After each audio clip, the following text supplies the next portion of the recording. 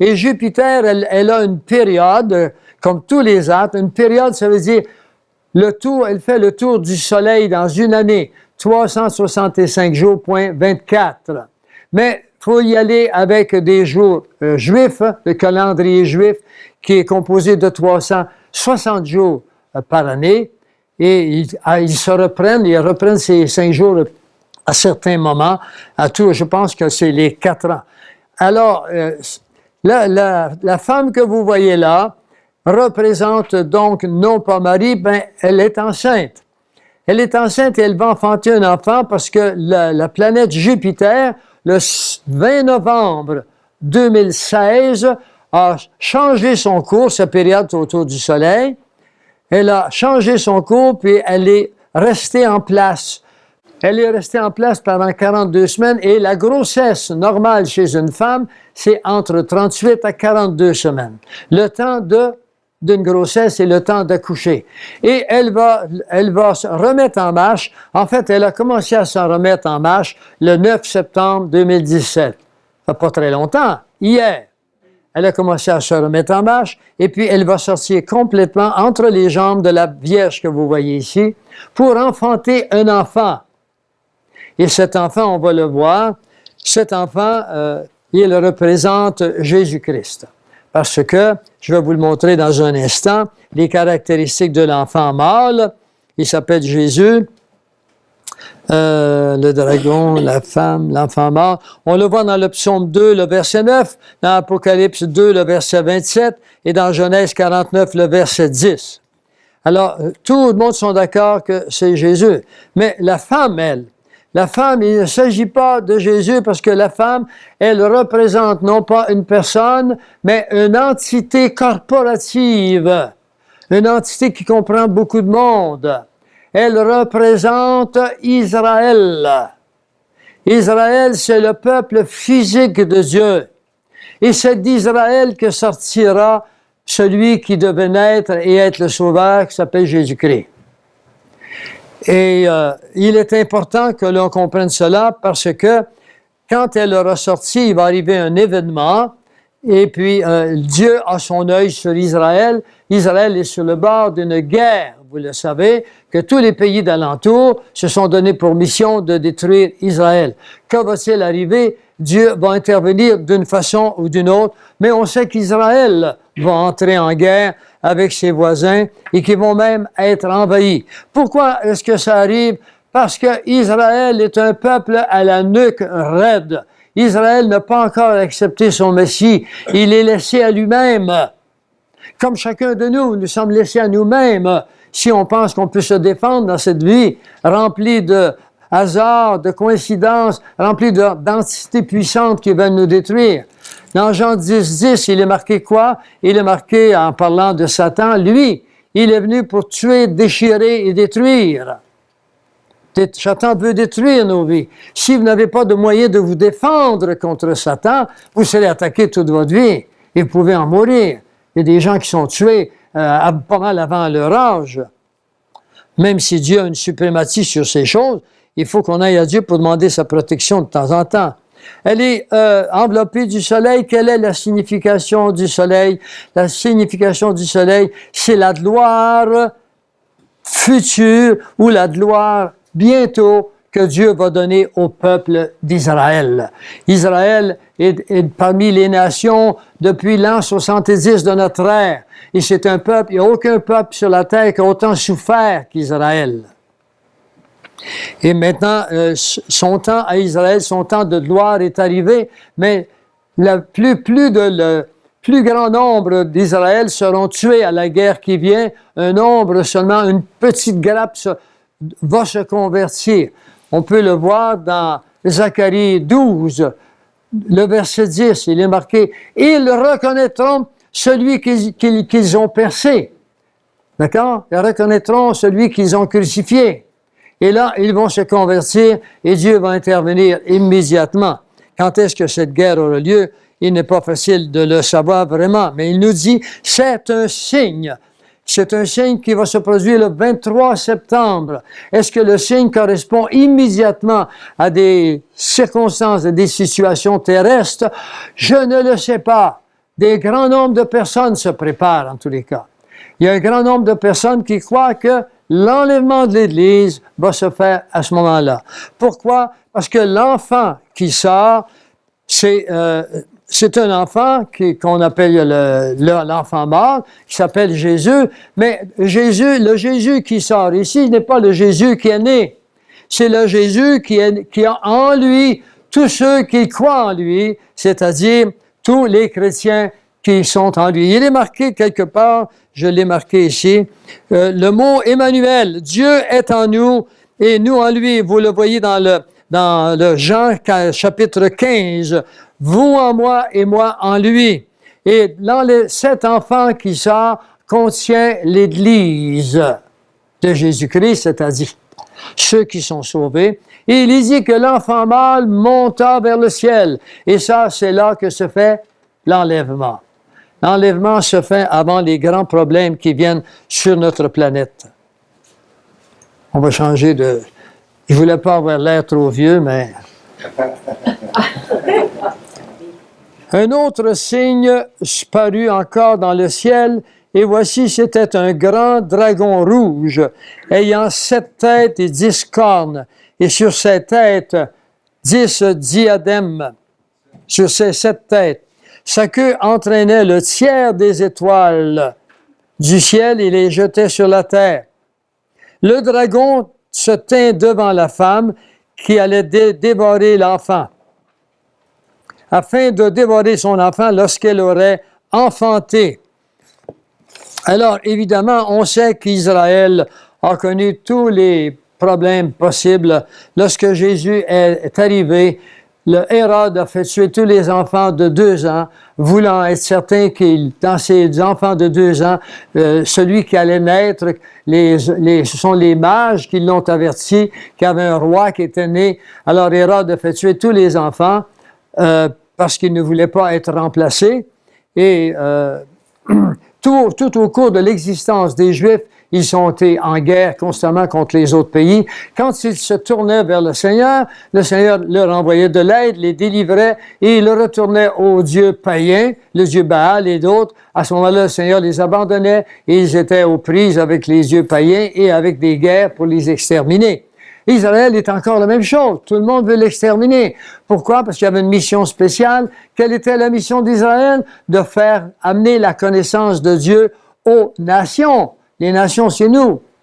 Ils ne l'ont pas fait. Ils l'ont gardé pour eux. Ça leur coûte cher. Mais on est tous appelés aussi, en tant que chrétiens. Si le monde est devenu païen, c'est parce que les chrétiens ont joué au silence.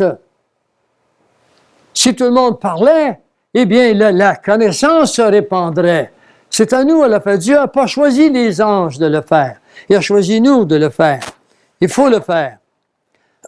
L'archange Michel qu'on a vu tantôt est associé avec la planète Mercure, Jésus avec Vénus, l'étoile du matin. Alors, les versets 5 que nous venons de voir montrent son enfant qui est enlevé vers Dieu, le verset 5. Les versets 5 et 10 sont très importants, mais au préalable, le verset 4 nous dit « Sa queue entraînait le tiers des étoiles du ciel ». Alors, oui, le tiers des anges déchus ont été jetés en dehors des lieux célestes. Ils sont venus sur la terre ou peut-être ailleurs aussi. Le dragon se tint devant la femme, ça veut dire que Satan a voulu dévorer l'Église, a voulu dévorer Jésus, mais l'Église également. L'Église a toujours été en souffrance. Une Église qui n'est pas en souffrance, c'est une Église qui se tait. C'est une Église qui ne parle plus. Savez-vous que la majorité des chrétiens, en fait, ceux qui se disent chrétiens, ne disent même pas les grâces 1 fois par mois avant de manger? Mais c'est parce qu'on a perdu le contact avec la vie chrétienne. On est des soi-disant chrétiens. Mais quand Jésus va revenir, il ne vient pas pour sauver, il vient pour juger. Et le jugement sera terrible. Ce matin, moi, ce que je veux faire avec vous, c'est vous exempter du jugement. Je connais un avocat extraordinaire qui va vous aider à éviter le jugement du juge juste. Elle enfante un fils qui doit paître les nations. Alors, on voit que c'est Jésus, il est marqué partout, qu'il va paître les nations avec une verge de fer. Et son enfant fut enlevé vers Dieu et vers son trône. Et là, c'est là que nous sommes enlevés avec lui vers le trône de Dieu. C'est le temps de l'enlèvement. Quand l'enfant mort sort d'entre les deux jambes, et ça peut se faire le 23 septembre. Et c'est à cause de ça que il y a beaucoup d'enseignements aux États-Unis. Et même les Juifs croient que leur Messie arrive le 23 septembre. Ils ont la même lecture que nous. Mais nous, ce n'est pas un Messie militaire qui s'en vient nous délivrer. C'est un Messie spirituel qui est à la fois physique, parce que nos corps vont rester physiques, et qui nous enlève par le phénomène du changement de dimension. Ensuite, elle enfanta un fils qui de... Bon, et voilà, le verset 6. « Et la femme s'enfuit dans le désert, où elle avait un lieu préparé par Dieu, afin qu'elle y fût nourrie pendant 1260 jours. » Il y a énormément de choses ici. Alors, on voit que la femme, est-ce que si c'était Marie, la Vierge Marie, est-ce qu'elle s'en irait au désert? Elle est supposée d'être partie au ciel, ce qu'on appelle l'ascension. Il n'y a aucun verset biblique qui nous parle de l'ascension de Marie. Au contraire, dans le chapitre 1 de Luc, dans Luc 1, le verset 46, elle nous dit « Le Seigneur, mon sauveur », donc elle a eu besoin d'un sauveur, a dédaigné jeter ses regards sur la bassesse de sa servante. Alors, elle s'est placée au même titre que nous tous. Dieu s'est servi d'elle. Elle n'a pas enfanté Jésus. Ça prend un homme pour enfanter Jésus. Il n'y en avait pas d'homme. Vous devez croire que vraiment, c'est la puissance. Il faut aller dans Luc pour ça. J'ai les versets, ils sont ici, mais le temps va plus vite que je peux m'en servir. C'est dans Luc, vous le verrez, elle dit, quand l'ange lui apparaît, il lui dit, tu enfanteras un enfant qui s'appellera, tu l'appelleras Emmanuel, qui veut dire Dieu, il sera sauveur, ainsi de suite. Bon, elle dit, moi, mais c'est pas possible, j'ai pas d'homme dans ma vie. Il dit, la puissance de Dieu va venir sur toi. Cette puissance, c'était l'Esprit Saint qui est venu sur elle et qui a enfanté Jésus. Marie a été en réalité une mère porteuse. D'accord? Porteuse de qui? Mais porteuse d'un homme qui allait venir, qui serait fait de chair comme vous et moi, qui serait tenté comme vous et moi, mais qui ne pécherait pas. Et qui avait les caractéristiques de Dieu qui quitte des lieux célestes pour venir prendre la forme humaine pour nous annoncer des choses. Alors, et il est dit ici, elle s'enfuit au désert et elle y est dans un lieu préparé par Dieu afin qu'elle fût nourrie pendant 1260 jours. 1260 jours, c'est exactement 3 années et demie. Et ces 3 années et demie sont la moitié de ce qu'on appelle la 70e semaine du prophète Daniel. Si vous voulez savoir ce que ça signifie, allez sur le site de plainfeu.org, dans la section vidéo, vous allez voir Daniel 2, 7 et 9. Et ça vous est expliqué. Dieu a dit à Daniel, 70 semaines de temps ont été données sur ton peuple. Et les 60, quand Jésus est arrivé, étaient accomplies 69 semaines de temps. Il reste une semaine, mais cette semaine de temps, chaque jour de la semaine égale à 1 an. Alors, 2 fois 1260, qu'on vient voir, égale à 7 ans. Il est important que vous sachiez que lorsqu'il y a eu une éclipse solaire aux États-Unis, l'éclipse solaire est entrée à la seconde où les calculs de la NASA ou autres l'avait prédit. Elle est arrivée en haut des États-Unis, elle est entrée dans l'Oregon, elle a passé à travers les États-Unis, elle est sortie où? Elle est sortie en Caroline du Sud. Et quand l'ombrage qui finissait est arrivé dans l'océan Atlantique, imaginez ce qui est arrivé. Des vents qui ont engendré Harvey,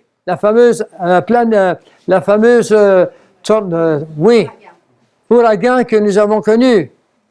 Suivi de Irma et des villages complets disparus. Écoutez ce qui arrive à Saint-Barthélemy, à Saint-Martin. C'est terminé. Qu'est-ce qui arrive en Floride? On ne l'a pas vu encore. Nous entrons dans la colère de Dieu. Tournez-vous vers Dieu, c'est urgent. Nous sommes entrés, ça ne finira pas maintenant. Le 23, c'est pas bien loin, le 23 septembre. C'est pour ça que j'ai réuni autant de monde, mais que beaucoup de monde le verront plus sur Internet. La femme s'enfuit dans le désert et on pense que, ça ne veut pas dire que c'est ça. Elle va s'en aller dans un endroit qu'on appelle Pétra, en Cisjordanie. Et à Pétra, on peut y entrer 10 000 personnes. Et c'est une ville qui a été bâtie par les Nabatéens environ 200 ans avant Jésus-Christ. Et avec le temps qui a passé, je ne sais pas ce qui est arrivé, il y a eu des guerres et cette ville a été oubliée. Et en 1912, un géologue qui cherchait des pierres, ou enfin, a trouvé cette ville et elle est bâtie. Il y a un homme, Daniel Le Gagnon, qui est allé voir cette ville. Et c'est assez extraordinaire, n'est-ce pas, Daniel? Et puis, dans un film avec, comment il s'appelle celui qui... Indiana Jones, exactement, Indiana Jones. Vous voyez, ça se passe dans cette ville-là. Alors, c'est toute beauté, mais c'est une ville où les Américains ont caché du matériel de nourriture pour vivre pendant plusieurs années. Alors, c'est les Américains qui ont fait ça. Puis, qu'est-ce qui va s'en aller là? Bien, c'est la femme qui s'en va là. La femme, c'est une entité corporative. Elle, c'est la femme, ça symbolise le monde juif. Et nous ne sommes plus là, parce que ça se passe dans les tribulations. Les tribulations commencent dès que l'Église est disparue. L'Église disparaît quand? Quand l'enfant mâle sort du ventre. C'est une entité, la femme, qui représente le peuple juif. Dieu, maintenant, commence son programme avec le peuple juif. Et il finit son programme avec l'Église. C'est qui l'Église? Il faut que vous compreniez ça. L'Église, c'est l'ensemble de tous ceux qui croient en Jésus-Christ dans les termes bibliques et non pas dans des termes humains. Il faut que vous compreniez ça. Les termes humains, c'est ce qui vous a été enseigné. Vous avez un choix à faire. Le chapitre 6, 5 et 6 de Daniel, de l'Apocalypse 12 et l'Apocalypse 13 sont les deux chapitres de la Bible qui réunissent l'Ancien et le Nouveau Testament, le comportement des hommes et de tous les temps. Et le chapitre 13 nous parle, lui aussi, le chapitre 13, le verset 1, « Puis je vis monter de la mer une bête qui avait 10 cornes et 7 têtes. » Voyez-vous, on les voit encore ici, les 10 cornes et les 10 têtes. Que sont donc ces 10 cornes et ces 10 têtes? Alors, il s'agit de 10 rois qui régneront sur la terre, parce que la terre a déjà été séparée par le Club de Rome, qui est une organisation secrète, en 10 grandes parties. Et les 7 têtes sont des royaumes, ils représentent la force de l'agression, ce sont des autorités. D'autres personnes croient. Moi, je crois que c'est les deux. D'autres personnes croient que ce que vous avez vu tantôt, la planète qui s'en vient, qui est appelée non seulement dans l'Ancien Testament, mais dans des livres que j'appellerais les apocryphes, ou des livres qu'on trouve chez les Juifs, ou les gens de Sumer, est appelé le grand destructeur. C'est connu depuis des siècles, des millénaires, qu'elle a déjà passé, et qu'elle revient. On le voit maintenant. Au moment où s'est fait l'éclipse, ceux qui avaient des appareils qui prenaient l'infrarouge on prit une photo du Soleil, et à côté du Soleil, on y voit justement cette entité qui s'en vient. La NASA, vous l'ont caché jusqu'à date, mais on ne peut plus le cacher. Alors, ils le disent maintenant. Est-ce que ce sera elle qui est le grand destructeur? Ce que vous voyez ici, là, c'est le gouvernement mondial, les 10 têtes et cette corne. Le gouvernement mondial est prêt à prendre place dès que l'Église est disparue. Le gouvernement mondial ou les Nations unies, c'est le même. Ça se fait dans le but de s'emparer de l'humanité par le système bancaire, par des lois qui vont passer. C'est la fin, c'est l'homme qui retourne à l'âge féodal. Des millions d'hommes seront mis à mort. Ce n'est rien de nouveau sous le soleil. Entre le 11e et le 17e siècle, l'Église catholique a mis à mort entre 60 à 100 millions de personnes s'ils n'acceptaient pas que l'Église catholique était la seule et unique Église qui était bonne. Vous ne saviez pas ça? Vous ne saviez pas que cette Église arrive seulement qu'au 4e siècle? Elle n'était pas là au préalable. Il faut que vous sachiez ces choses. Vous me tirerez des roches si vous voulez. Mais moi, je vous dis des vérités parce que sans la vérité, vous l'aurez pas. Vous n'avez qu'à lire la parole de Dieu. Elle est là, la parole de Dieu. Et le verset 6, il y eut une guerre dans le ciel. Michel et ses anges combattirent contre le dragon et ses anges. Cette guerre dans le ciel est déjà commencée depuis un petit moment. J'ai chez moi des vidéos prises par des satellites de la NASA qui nous montrent des ovnis qui sont autour de la Terre et on voit que ces ovnis se battent entre eux. On en voit partir à grande vitesse, une autre qui les parcourt, puis quand elle arrive au bout de la Terre, elle revient, elle est partie ailleurs. C'est une guerre spirituelle et une guerre physique. Si vous n'avez jamais vu d'ovnis, dites-vous là que je ne vous compte pas de mensonges, j'en ai vu 3 fois. Et allez sur Google puis marquez le mot ovni, ils vont vous en montrer à volonté. Et les ovnis sont faits avec un matériel qu'on ne connaît pas. Un homme du nom de Phil Schneider, qui travaillait pour la commission RAND dans la région de Groenland, qu'on appelle la région 51 également, a reçu la mission de descendre dans une base et d'aller arranger des machines, des immenses machines qui grugent la terre par en dessous, que ce soit du métal, enfin de la roche ou de la terre, et qui avancent à 1000 à l'heure, et le matériel est dissous par des rayons laser, où il est cuit qui fait le tunnel en lui-même. Eh bien, lui, il est descendu là pour aller réparer, puis il a rencontré des géants.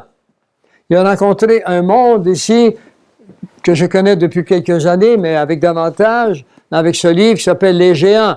Et ces géants mesuraient quelque part entre 12 à 36 pieds. Ceux qu'il a rencontrés lui mesuraient entre 10 à 11 pieds. Et puis, il a été obligé de se défendre pour remonter. Puis il y en a un qui lui a lancé, il a mis sa main ici apparemment, il y a un rayon qui est parti, un rayon laser, je suppose, qui lui a coupé les doigts de la main et puis qui lui a coupé, comme magané d'autres tissus de son corps. Et quand il est remonté en surface, il a passé le reste de sa vie à donner des conférences comme je le fais et à se cacher à tous les 3 mois, changer d'appartement parce que la CIA voulait le tuer. Il a expliqué ce qu'il y avait, il a amené du matériel avec lui qui n'est pas de ce monde, qui ne se froisse pas, qui ne se salit pas, et ils ont pris des chalumeaux pour essayer de faire une rupture dedans, ils n'ont pas réussi. Alors, il y a des choses qui nous semblent bizarres, mais dites-vous qu'on ne connaît pas tout. Il y a eu des géants sur Terre, et c'est pour ça que ça s'appelle Genèse 6. Dans Genèse 6, le verset 4, la Bible nous dit, il y avait des géants sur la terre en ce temps-là. Après que les femmes des hommes leur eurent donné des enfants. Donc, les géants ont pris leur génétique, les ont implantés dans l'utérus de ces femmes. On ne sait comment, puisqu'ils n'avaient pas une anatomie plausible, mais les premiers qui sont arrivés avaient des corps qu'ils pouvaient modifier à volonté. On appelle ça des shifters. Mais les enfants qui sont arrivés étaient des géants qui ne pouvaient pas changer de forme. D'ailleurs, ils ne pouvaient pas se reproduire non plus. Et ils se sont cachés à certains endroits souterrains après le déluge. Et aujourd'hui, on les a trouvés. Il y en a sous les glaces dans l'Antarctique. Et c'est ce livre qui le montre. Ça s'appelle l'Empire sous les glaces. Comment les nazis ont gagné la Deuxième Guerre mondiale. Je n'ai pas le temps de vous en parler ce matin. Je veux simplement ouvrir votre esprit, que vous sachiez que nous sommes comme au temps de Noé. Il y en avait des géants du temps de Noé. La Bible nous dit elle nous dit dans Luc 12, 2, tout ce qui est caché sera révélé. D'accord? Tout ce qui était caché est révélé aujourd'hui. Et ces géants existent. Il y a un bonhomme qui s'appelle Buzz Aldrin. Vous souvenez-vous de Buzz Aldrin? Oui. Qui était Buzz Aldrin? Un astronaute qui a été apparemment sur la Lune, lui aussi comme Neil Armstrong, mais aujourd'hui, on sait qu'aucun d'eux n'est allé sur la Lune. Là. Ils ne pouvaient pas passer parce qu'il y a trop de débris, c'est impossible. Ils se sont cachés, ils sont partis se cacher ailleurs avec tout l'argent qu'ils avaient besoin parce qu'il ne fallait pas qu'ils déclarent ces choses. C'est parce que la NASA avait besoin du prestige et de l'argent parce que c'était une bataille des titans, des grands entre eux avec la Russie. Pour faire une longue histoire courte, au mois de janvier, des sommités religieuses et des sommités politiques ont reçu l'ordre de se présenter sur une base militaire qui est en Antarctique. Et ils avaient des choses à leur montrer. Ils ne nous ont jamais dit ce que c'était. Mais nous le savons parce qu'il y a eu des fuites. Buzz Aldrin a écrit à sa famille et il a dit, je l'ai comme faut, il a dit, nous allons tous mourir, c'est épouvantable ce qui se passe ici. Et ça a été envoyé par Internet et ça a été recueilli. Hein? Vous connaissez iCloud. Ça a été recueilli et aujourd'hui, c'est sur les journaux. Et apparemment, quand il est revenu, il n'y a pas démenti ce qu'il avait envoyé. Alors, c'est un monde bizarre, mais c'est un monde qui n'est pas celui que vous avez cru, ou que tout allait bien, on fait notre petit travail, ainsi de suite. Non, c'est beaucoup plus complexe que ça, le monde. On vit dans un monde dont la texture n'est pas de notre monde. Vous êtes davantage des êtres spirituels que des êtres physiques. Nous avons ce corps, on dit toujours qu'un chrétien possède un esprit. Non, c'est un esprit qui possède une âme qui se transporte dans un corps. Le corps peut mourir, mais l'âme et l'esprit restent là. Alors, on a des choix à faire. Comment est-ce qu'on va gérer ces choses-là? Alors, je voulais que vous compreniez que ces constellations ont des secrets au-delà de ce que je vous ai dit. Parce que c'est très complexe. Et les images appropriées me manquent aussi. Mais il est important pour moi que vous sachiez qu'ici, il y a un phénomène qui se fait. C'est la planète Jupiter. Le mot Jupiter veut dire le Père des dieux. Alors, le Jupiter, ce serait plutôt le Père, Dieu le Père, qui fertilise la femme et qui sort parce que Dieu le Père s'est créé un peuple juif avant l'arrivée de Jésus. Et de ce fils, maintenant, qui s'appelle Jésus, naîtra le peuple hébreu avec les 12 couronnes. Et ces couronnes-là ont un but spécial aussi. Et la planète a resté en place pour nous montrer comment Dieu est puissant, comment Dieu sait faire les choses comme on les connaît. Là, il y a eu cette grossesse, il est resté là pendant 42 semaines. Pardon? Oui, bien comme ça ici. Là. Il est entré là, il s'est promené de là à là. Et puis il est resté là, et puis maintenant il sort. Il sort de là, et en même temps, ce qu'on croit, c'est que là qu'il se fait l'enlèvement de l'Église, parce que nous sommes en Jésus-Christ. D'accord? C'est pas la naissance de Jésus-Christ maintenant. Jésus a dit, je suis l'alpha et l'oméga. Ça, c'est l'oméga. Jésus met fin à la vie telle qu'on l'a connue. C'est d'autres choses. Il y a une catastrophe terrible qui s'en vient sur la planète, mais en même temps, il y a un renouvellement. Parce que nous en allons vers les tribulations. C'est la 70e semaine de Daniel, et c'est le retour sur la loi. Vous êtes maintenant sur la grâce. Et sur la grâce, vous êtes sauvés par la foi. Mais quand la grâce se terminera, ce n'est plus la foi, c'est la loi. Je ne vous conseille pas d'être sauvé par la loi. Il y en a 613. Et aucun de vous peut répondre aux exigences de la loi. Aucun de vous peut répondre. Jésus seul a réussi à être sans péché, même sous les 613 lois. Alors, la grâce se présente à vous encore jusqu'à temps que Jésus dira « Tout est accompli ». Et alors, mais cette grâce devait durer le temps de l'Église. Le temps de l'Église, c'est 2 jours de 1000 ans. Les 2000 ans termineront avec le calendrier juif le 23 septembre. On tombera en l'an 5778, alors que nous sommes maintenant en l'an 5777. C'est des choses que je vais vous parler maintenant. Alors, je ne vous en donne pas davantage sur les constellations. Je ne veux pas vous embêter. Vous pouvez faire des recherches. Il y en a plein sur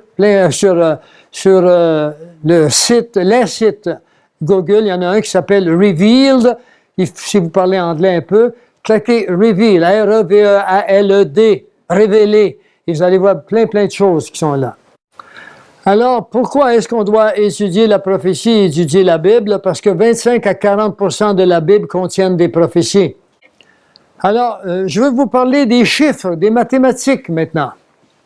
Vous avez le chiffre 120. La Bible fonctionne avec des chiffres. Dieu accomplit ses plans avec Israël avec des chiffres, des périodes de temps, afin qu'on reconnaisse que c'est lui qui fait des choses. Autrement, on pense que c'est nous ou n'importe quoi. La Bible nous parle souvent des chiffres, des nombres de 120. Elle nous parle des nombres de 100, des nombres de 70, de 33, de 50, de 40. Alors, les 120, c'est une période d'attente. Le temps, par exemple, entre l'avertissement de Dieu et le déluge. Dieu avertit du déluge 120 ans. Noé a mis 120 ans pour bâtir l'arche. Et Dieu a attendu 120 ans. Et Noé était un prédicateur, mais sa prédication était dans le vide. Quand le déluge est venu, les gens ont voulu qu'on cognait à la porte et ont voulu rentrer, mais il était trop tard. Dieu ne les a pas laissés rentrer. Pourquoi? Parce qu'ils n'ont pas voulu obéir. Ensuite, il y a des nombres de 100. 100, c'est les années d'esclavage des générations d'Hébreux, servant d'esclaves en Égypte. On le voit dans Genèse 15, les dates, les versets sont là. 70. 70, c'est la durée de vie normale, la vie naturelle dans la Bible. Et c'est 70 ans. Et elle nous dit, 10 de plus et c'est de l'orgueil. Alors, la captivité, Israël a été en prison babylonienne et cette prophétie est faite. On le voit dans Daniel 9.2. 33, de même, quand vous verrez toutes ces choses, vous saurez que le Fils de l'homme est proche, qui était à la porte.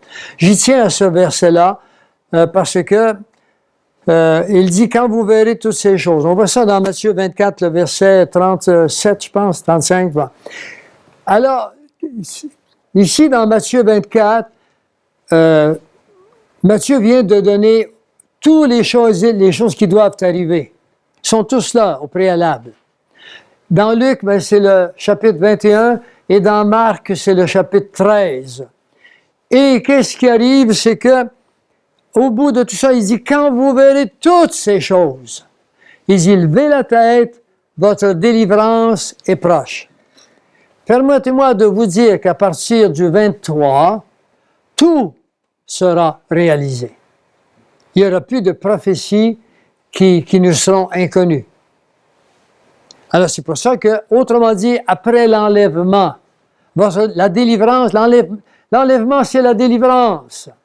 Et ce n'est pas pour le peuple hébreu. Le peuple hébreu, s'il veut être délivré, doit se convertir, lui aussi, à Jésus-Christ, comme vous et moi l'avons fait. Parce que lui, il vit dans un monde physique avec des lois.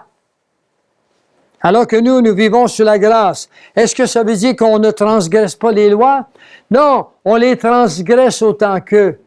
Mais seulement qu'on a un sauveur qui a payé le coût pour toutes les lois que nous avons transgressées, les lois que nous transgressons et les lois que nous allons transgresser sont déjà pardonnées d'avance parce qu'on a cru au Sauveur.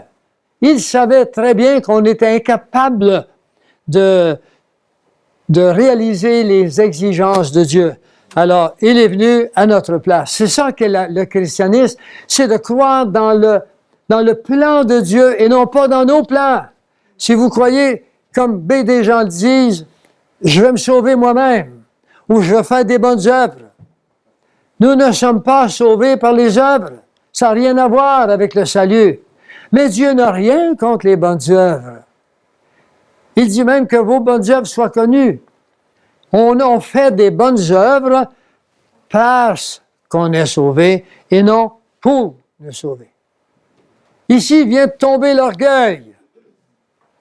Ben, avant de mourir, il faut donner 100 000 piastres au curé, moi, man. Il va m'envoyer. On va aller au purgatoire une couple de jours. L'Église catholique, il y a 20 ans, nous ont mis là, dans les oreilles qu'il y avait un purgatoire pendant des siècles. Et là, il y a 20 ans, ils ont dit qu'il n'y a pas de purgatoire. Et là, le pape a décidé qu'il n'y a même pas d'enfer. Et puis là, il a décidé dernièrement qu'ils n'avaient même pas besoin de Jésus-Christ pour vous sauver. Tout le monde, il est beau. Là, il y a quelques semaines, il a réuni toutes les religions du monde. Puis il a dit, on s'aime, c'est de s'aimer qui est important.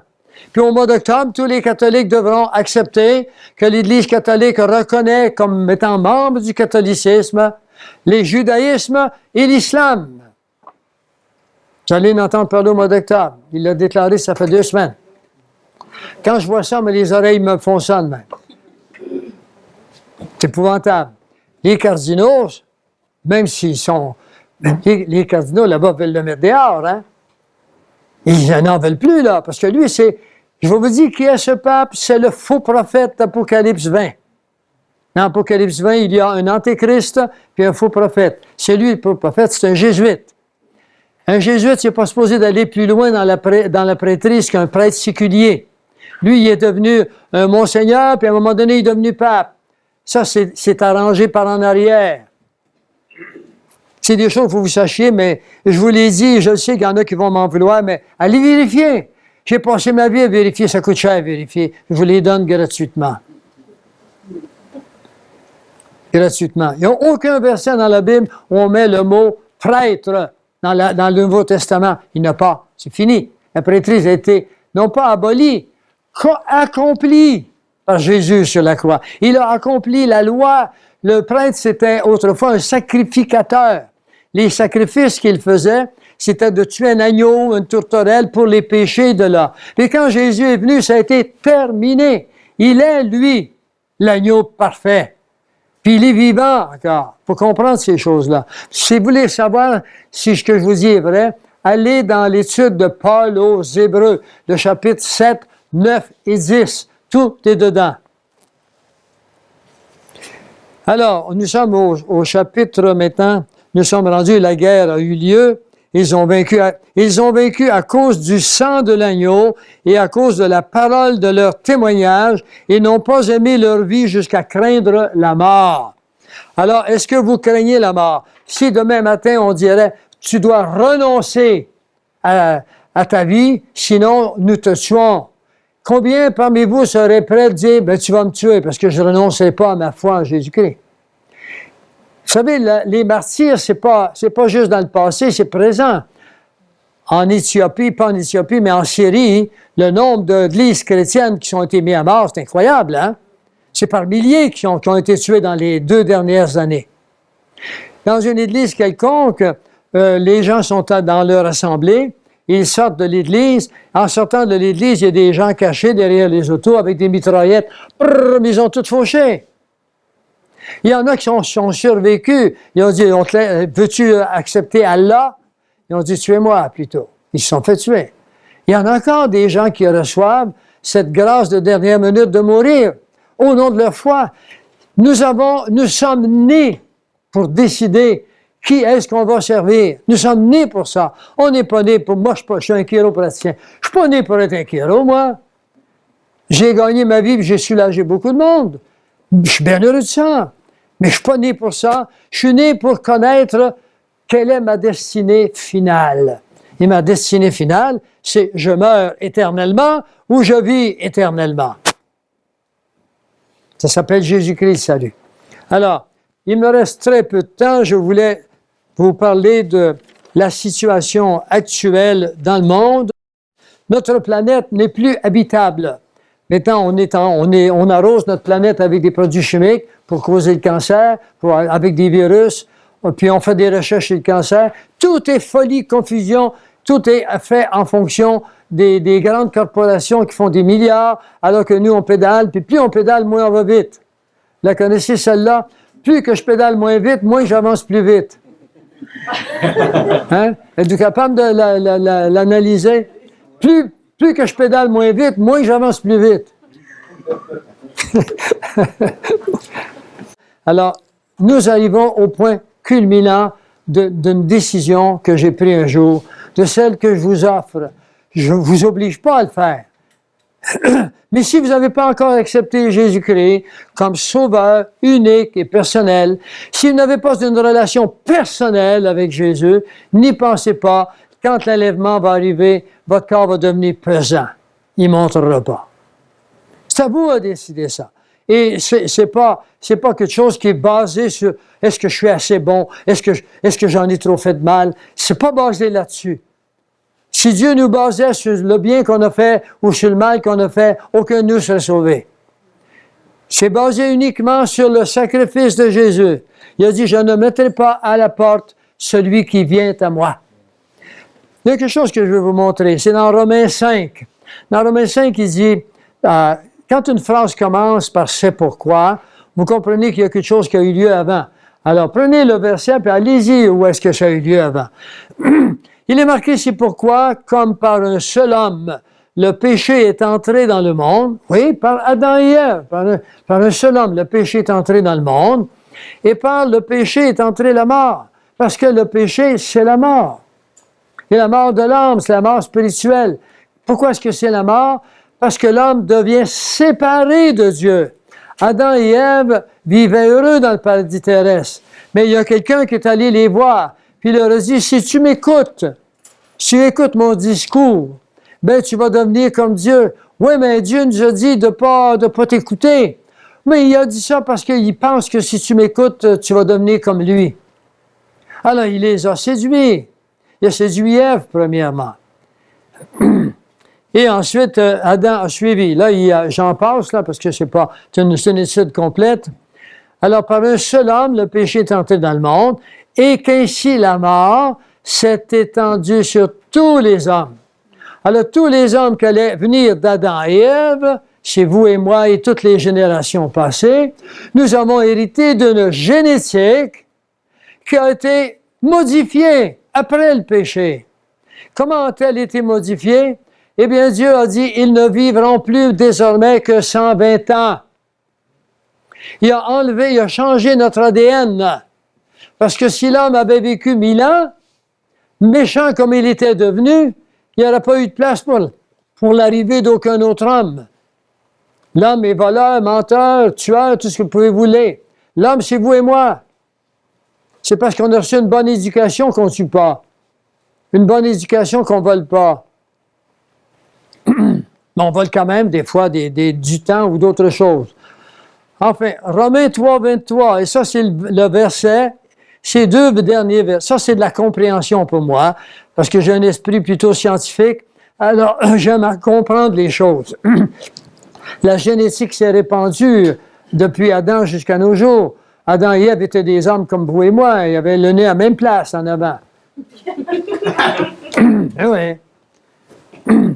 Dans Romains 3, 23, il est dit « car tous ont péché ». Alors, si vous penchez, je témoigne beaucoup à mes patients. Et dernièrement encore, j'ai traité une dame qui m'avait dit qu'elle viendrait ici ce matin. Et je m'étais promis de ne pas dire ça, mais elle n'y est pas. Qu'elle dit qu'elle ne fait pas de péché. Elle n'en fait pas de péché parce qu'elle est toujours en relation avec son Créateur. Bon, mais je ne ris pas d'elle. Elle a été séduite. C'est ce qu'on appelle le nouvel âge. Et le nouvel âge, c'est la religion des grands de ce monde.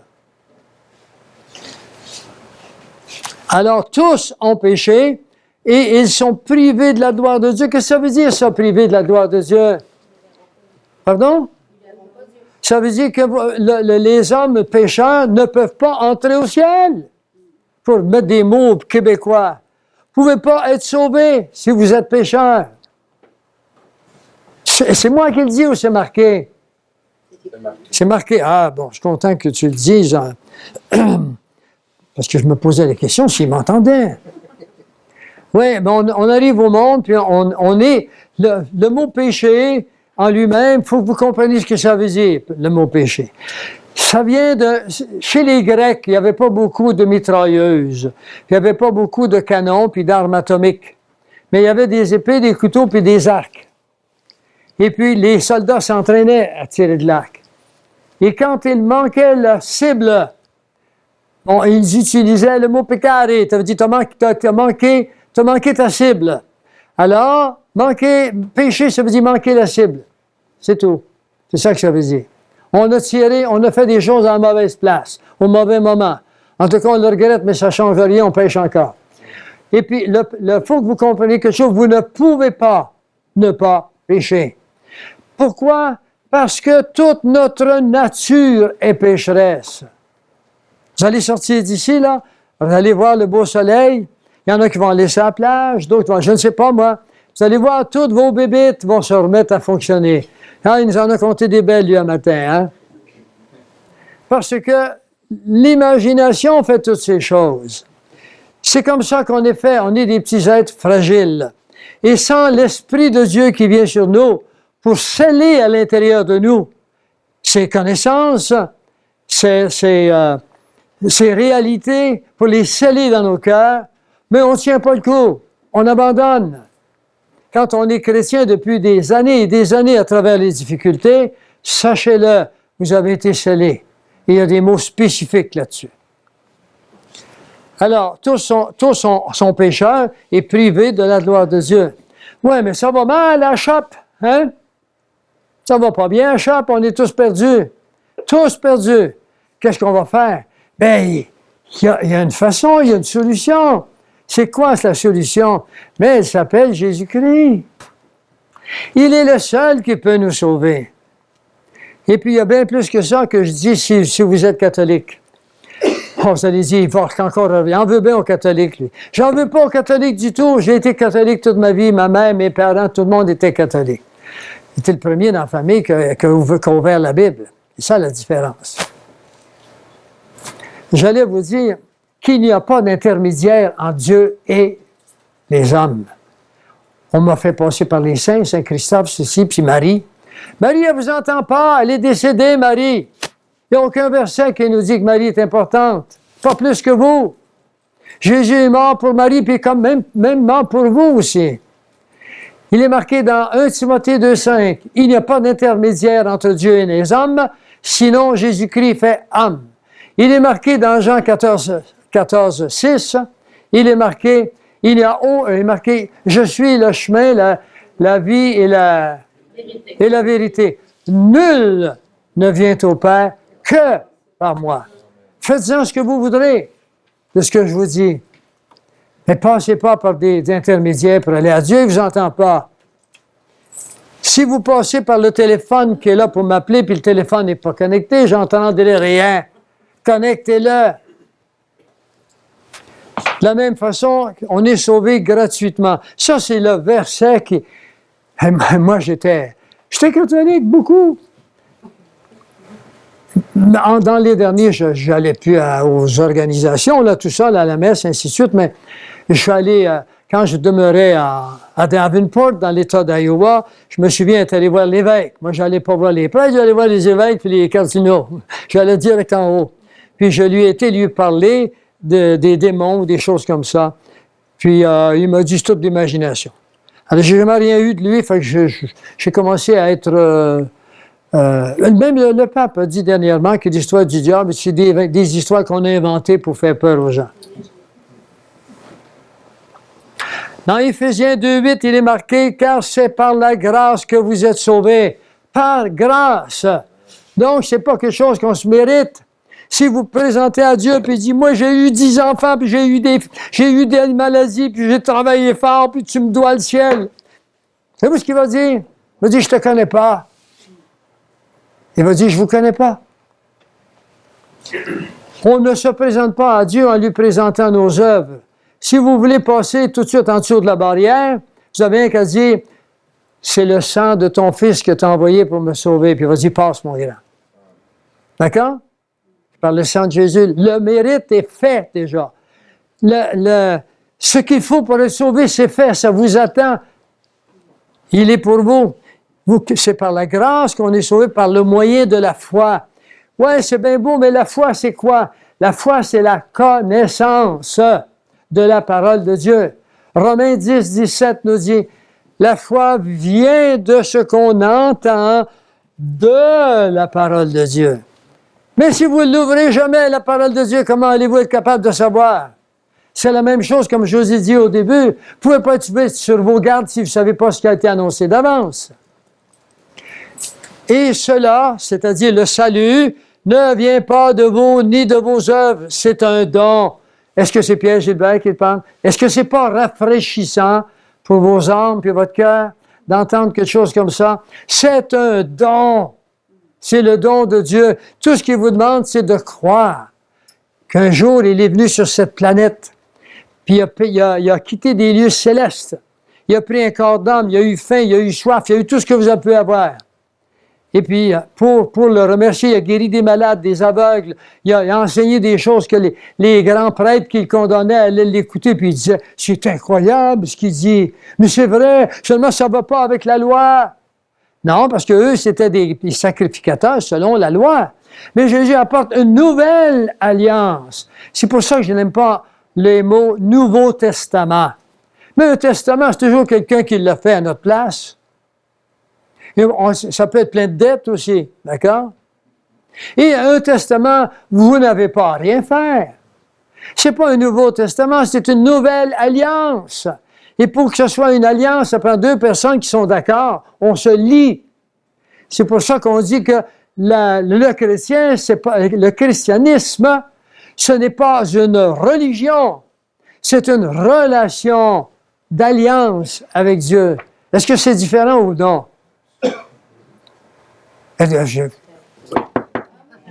Allô? Est-ce que c'est différent ou pas? Bon, alors c'est une alliance, une nouvelle alliance. Il faut que vous ayez une alliance. Le matin, en vous levant, vous dites, « Hey Seigneur, tu m'as encore donné la vie. » Hey, devenez conscient que Dieu nous donne la vie, que Dieu nous procure des choses, qu'il a tout créé pour nous. Allez dans le bois, allez voir les fleurs, là. Il n'y a pas personne qui les a plantées. Là, la semaine dernière, j'étais dans le bois, là, je regardais les fleurs. J'étais au bleuet, tiens. Ma femme, elle aime mieux aller au bleuet qu'au noces. Alors, je suis allé au bleuet avec elle pour lui faire plaisir. Et bien, il y avait tellement de bleuets là que j'étais comme un petit gars, mais ça n'a pas de bon sens. On prenait ça par des grappes, on mettait ça dans le pot même, là. Dans la bleuetière de quoi, donc, Carole? Saint-Léon. Ben, j'avais jamais vu des choses comme ça. Les champs bleus, tu prends un couteau, tu mets des morceaux, tu le mets. J'exagère un peu. J'ai le droit d'exagérer. C'est juste pour vous montrer. Et puis, mais je disais, mais des bleuets, c'est naturel. Il y a des fleurs qui sont là. Il n'y a personne qui est venu les planter. Nous avons un Dieu qui est bon. Il a créé des belles choses. Le soleil, il est là depuis des siècles. Quand il n'y a pas de nuages, il est là en arrière. Hein? Puis il maintient cette nature avec des mathématiques très précises. La main de Dieu est là. S'il tient toute chose dans ses mains comme ça, il peut me tenir aussi. Et ça, c'est merveilleux. Je connaissais ce gars-là. Il ne demande pas mieux, viens à moi. Mais viens à moi avec la façon que je te demande de venir. Viens pas à moi en orgueilleux. Hey, moi, je connais le curé, vous allez voir, il m'a laissé des sous, même. Il va faire du bien aux pauvres. Puis moi, je ne m'occupe de rien, mais je vais y laisser. Ou bien au pasteur, hein. Je connais le pasteur, mon garçon m'en a parlé. Moi, il fait prendre des belles vacances, il est fatigué. Ça ne change rien avec votre relation avec Dieu. Ça n'a rien à voir. C'est personnel. C'est personnel, votre relation, mais même si c'est personnel, c'est basé sur la même base. Pourquoi les chrétiens se reconnaissent-ils partout? Parce que notre base de foi, de connaissance, de compréhension, elle est la même. Elle est basée sur la même parole de Dieu. C'est ça qui fait la différence. Les premières fois que j'allais donner des conférences en Europe, le dimanche, j'allais dans des assemblées chrétiennes, mais j'avais l'impression que j'étais chez moi. C'était pareil comme nos assemblées. On comprend la parole de Dieu, on lit la parole de Dieu, on fait des enseignements qui sont faits en fonction. Et c'est toujours merveilleux, c'est toujours extraordinaire, parce que la parole de Dieu est vivante. Alors, je vous conseille de penser à ces choses fortement avant que les géants nous viennent ici. Et puis que, non, faites-vous-en pas, ils n'auront pas le temps. Dieu a tout programmé pour son assemblée, l'Église. Cela étant dit, je vais faire une prière. Vous aimez prier? Oui. Je vais faire une prière. Et dans cette prière, il y aura tout ce qu'il faut pour que vous puissiez prendre une décision ce matin. Vous n'êtes pas obligé de lever la main comme ça se fait dans beaucoup d'églises ou ailleurs. Vous n'êtes pas obligé de lever la main. Si vous êtes d'accord avec ce que je vais dire, je vais le dire en fonction de la parole de Dieu, vous direz dans votre cœur, vous direz « Amen ». Si vous voulez le dire fort, vous êtes bas, vous êtes capable de le dire fort, dites-le. Ça ne me dérange pas du tout et Dieu non plus. Alors Seigneur, je viens à toi ce matin dans le nom de Jésus. Je sais, Seigneur, que tu es venu dans ce monde parce que tu avais créé ce monde pour toi. Et ce monde, Seigneur, à la fin des siècles, nous qui avons la connaissance, nous t'avons négligé. Nous avons cru, Seigneur, que nous puissions être amenés dans ce paradis que tu as préparé pour nous en faisant des actions, en faisant des œuvres, en s'occupant de nos choses. Seigneur, ce n'est pas cela. Tu as compris, j'ai compris ce matin que toi, tu es un Dieu de relation et tu veux que je sois heureux, que j'ai une foi qui soit incomparable, basée sur ce que tu as dit, toi qui as créé tout ce qui existe. Tu as pris la peine de venir dans ce monde, moi, petite molécule, pour venir me sauver. Non que tu aies besoin de moi, mais tu veux me faire participer à ce grand univers que tu as créé. Tu veux me montrer comment tu nous aimais et comment tu as un bonheur incontestable et incomparable. Seigneur, j'avoue que je suis pécheur. J'avoue, Seigneur, que j'ai pensé à moi dans ce monde plus qu'à rien d'autre. J'avoue que j'ai de l'orgueil. J'avoue que, Seigneur, que je fais marcher les choses en fonction de ce que je pense. Seigneur, j'ai négligé beaucoup de choses. Je ne connais pas toutes choses, mais je te demande de me pardonner. Je me base sur ta parole. Tu as dit que tu pardonnerais à celui qui te demanderait pardon pour ce qu'il est devenu, c'est-à-dire nous sommes pécheurs de nature. Je te demande pardon sincèrement de tous mes fautes passées, mes fautes présentes, futures. Donne-moi, Seigneur, cette capacité, cette curiosité de comprendre, de connaître ta parole. Même si je n'ai pas le temps de toute la comprendre, de savoir que tu es venu pour me sauver et que si je crois dans ton sang répandu pour moi, en tant qu'individu, je sais que je serai sauvé parce que c'est ta promesse. Je t'ai prié dans le nom de Jésus. Si vous avez fait cette prière sincère dans vos cœurs, sachez que Dieu vous a entendu. Mais ne le quittez pas, hein? Dites pas demain matin, je continue, je fais la même vie que je faisais. Fayez une vie consacrée. Consacrez-vous au Seigneur. Cela étant dit, merci d'être venu et vous trouverez tout ceci sur plein feu dans quelques jours.